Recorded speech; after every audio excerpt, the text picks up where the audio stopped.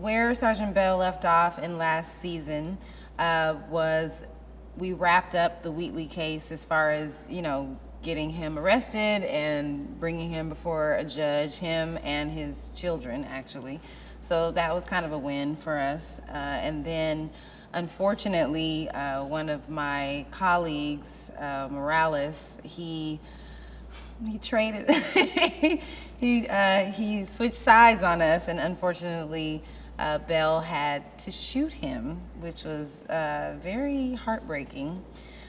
So that's really where we left off, and Angela Wheatley was kind of fighting for her life at the end of that. So picking up next season, it's 3 months later. There's definitely been some changes. Bell's wife, Denise, gave birth to their son, Jack. So they're new parents and trying to figure that out. And it's been 3 months since the Wheatley arrest happened. So we pick up seeing where that's headed. And then Bell and Stabler are on to another case, and Stabler is undercover and Bell is, trying to navigate getting the information that they need to take down this new crime family. Sergeant Bill Brewster used to be Sergeant Bell's sergeant before she became a sergeant. And they have not the best history together. Bell feels like he is always kind of on her for no reason, and so now they're forced to work together. His task force, which is in narcotics, and her task force, which is organized crime, is forced to work together to take down this new crime family, and they are constantly bumping heads.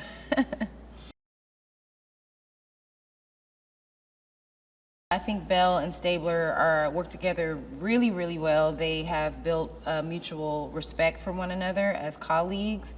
And now that Stabler is going undercover, it kind of changes their dynamic. They are still partners, but he's kind of on the inside while she's still, in the task force and in the office.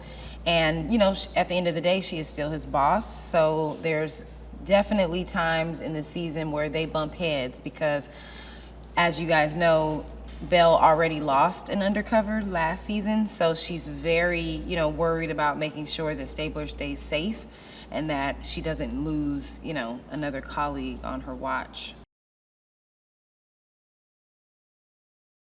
Because there's so many storylines within the show, I think it's something that's going to keep the audiences very much engaged, on the edge of their seats, not knowing what's going to happen to the characters that they love, because there's so many overlapping, so many layers to the stories and so many overlapping dynamics and relationships that are going to come into the story. So I'm really, really excited. Oh, it's so fun. I actually just finished filming a crossover episode, and we're all one big family, so it felt great to go over into the SVU world and get to meet Ice-T, because I haven't met him yet, and to work with him and Mariska and Peter and Kelly and the rest of the crew. It was fantastic. So I think the more we cross over, the more our worlds blend, and the audiences will be able to see that this is the whole city of New York, and that we're going to take over Thursday nights.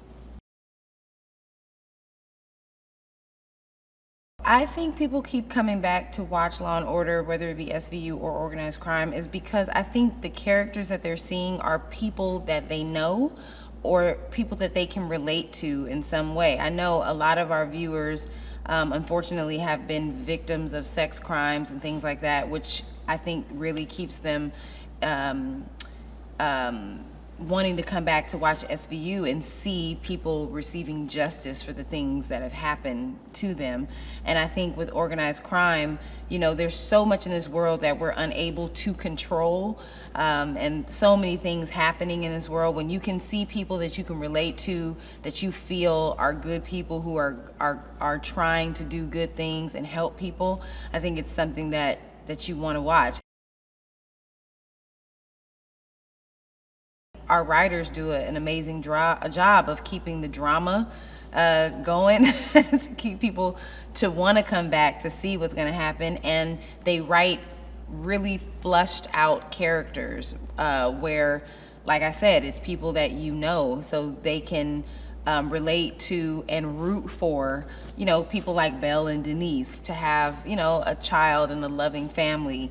Or even when it comes to the Wheatleys, like the Wheatleys were as crazy as they were, and, them being the bad guys, they were people that audiences wanted to watch, and, seeing the love that they have for one another, even though they were part of, a crime family.